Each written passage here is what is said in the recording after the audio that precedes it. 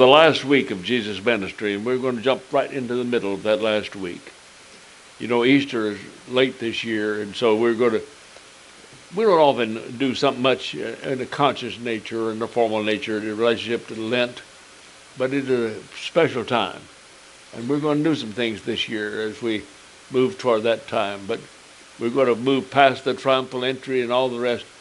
As Jesus spent these last days of his life teaching and discussing with them a series of conversations and encounters and stories and parables, you have the feeling that he was sort of leaving with them the things that he wanted them to think about, to stay with them, to remember and recall, I think. And it is in that distinctive story that Mike read for us about what we're to do that he wanted us to remember, to stick with us. By many of the so-called dispensationalists that I mentioned to Darrell a while ago from the old Schofield Bible, there are many of them who believe that this is a story for the nations, blocks of nations. Of course, that's not so. This is a story for individuals. It's individual, it's personal. It could apply to nations in a very general sense, but it's too personal just to be entirely of the nations. These are individuals. It's about persons as they come before the Lord. Now realize this is rather stylized and not to be taken literally as this is how it happens. This is reality that is portrayed in the story. But look for the reality of it. From the title, I suppose you may have noticed that you may have guessed what my main point is. It's about identification. It's about identifying who we are. I mean by that, and I'm convinced, that we inherit the kingdom of God. We share his life, not because of the good things we've done. No, not that. Not because of the loving, caring things we do. The doing of those good, loving, caring things simply identifies who we are. We do good things. Well, if you want to be very plain, we do good things because we are good. Not in the superficial sense, but because we have been declared good, made good by his love for us. And we do good things. That identifies who we are. Now, I count you among the sheep. You all are among the sheep. We are the ones who give food to the hungry. We are those who give a cup of water to the thirsty, and we are the ones who give our presence by our going to those who are in prison and to those who are sick. We clothe the naked, and we are the ones, stop, let it soak in, we are the ones who welcome the stranger. How are you doing with that, folks? I'm not going to solve the immigration party problem. That's not my purpose here today. But I'm going to talk about strangers. I am going to talk about those who have been passed over, those who have been set aside, those who are classified as inferior to us, those who do not belong, those that we do not know, all the ways that we regard people as strangers. Peter, in his epistle, talks to his readers about, and he describes them as, you are the ones who are now the people of God, but you were once strangers, you were once nobodies, and now you're called the people of God. Do you not realize, folks, does it not ever dawn on you, we are the ones who got included? Paul says we got grafted in. Us white Anglo-Saxons, we didn't belong. We were taken in. And sometimes we act as if we've been here always. And by our generosity and our goodness, we welcome some other folks. No, it's the other way around. We're the ones who were included. We sing, we think we're here because we deserve to be here. We're the good folks. We're the insiders. Those other folks looking in at the window, they're the outsiders. We sing Amazing Grace, how sweet the sound that saved. We don't believe that. Do you believe that? No, amazing grace is something that we get because we deserve it. We deserve God's love and His grace. We were not included because of our deviltry. We were included because we've been so good. We're white, we're the wasp. We got included because we are God's inside folks. No, a little personal history. I engaged in a little personal history a couple of weeks ago about our family, and I haven't often done that. And when you get to be 90 years old, you give yourself permission to do that. You kind of indulge yourself to talk about personal things that if my family were here today, I wouldn't do it. You know where the Williamses came from? They didn't come over here on the Mayflower. I had a letter this morning from a friend of mine that quite prominent, who talked about her involvement in the DAR, the Daughters of the American Revolution. We weren't part of that. The Williamses weren't part of that. We didn't come over from the Mayflower, and we weren't among the classiest folks in the world.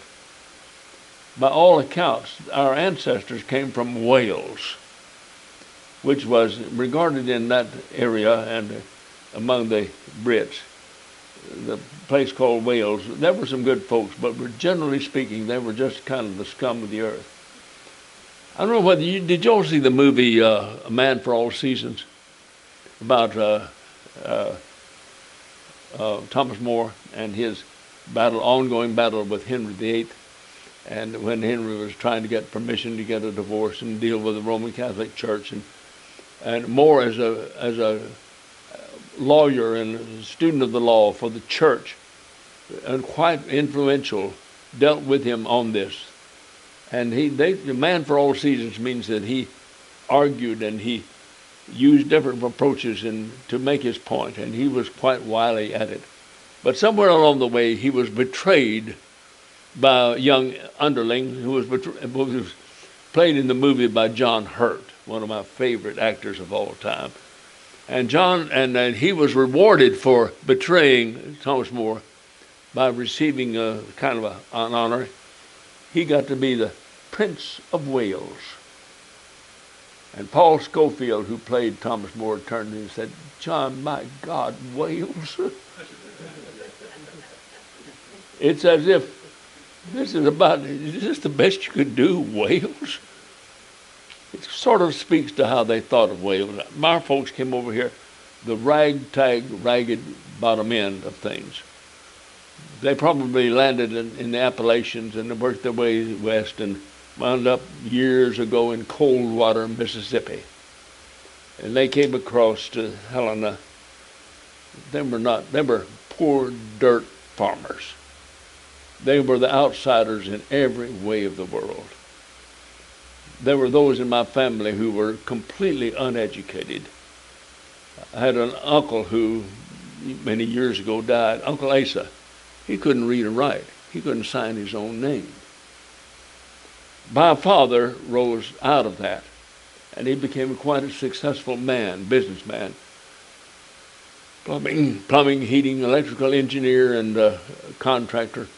It's because somebody put their hand on his life and helped him.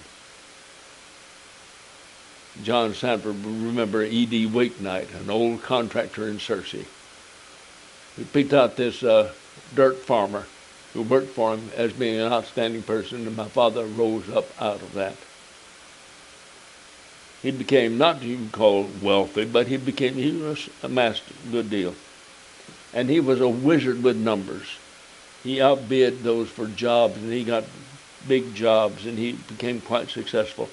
But then he helped other people.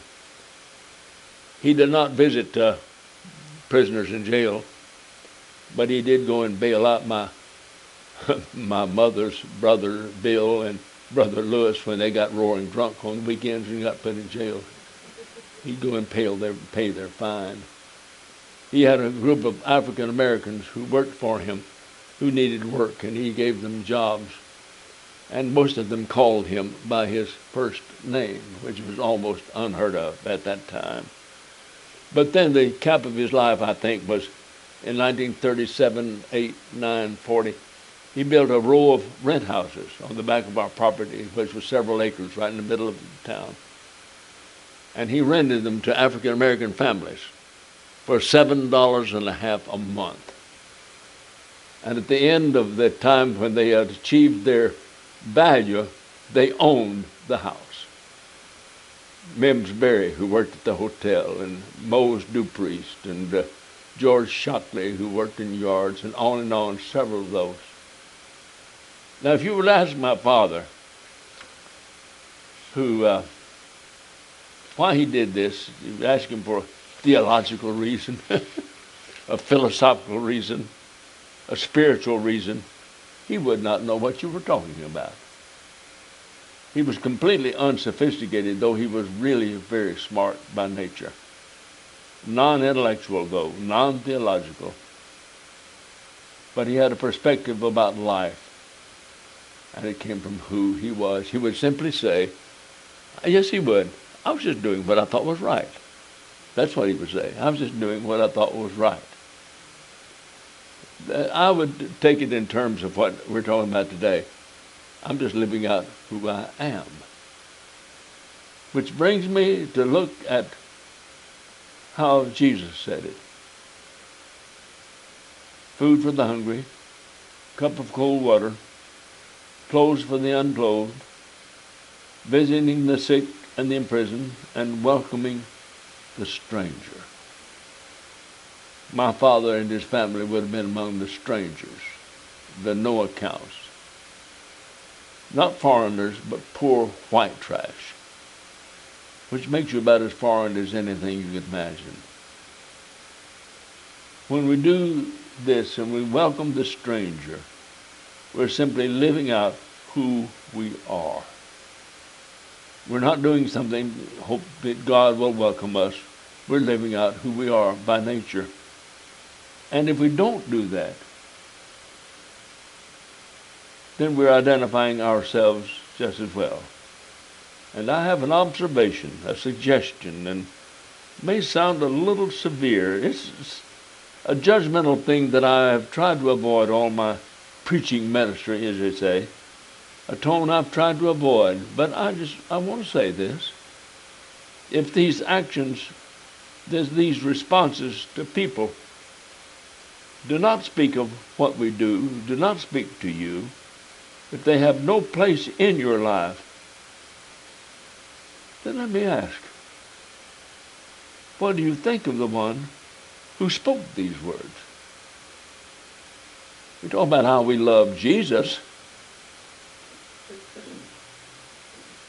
What do you think of the one who spoke these words? This is the one who befriended the tax collectors and ate with sinners, who socialized with prostitutes, who embraced the dirtiest, and who touched the lepers and welcomed the outsiders. I just ask you quite plainly, are you acquainted with him?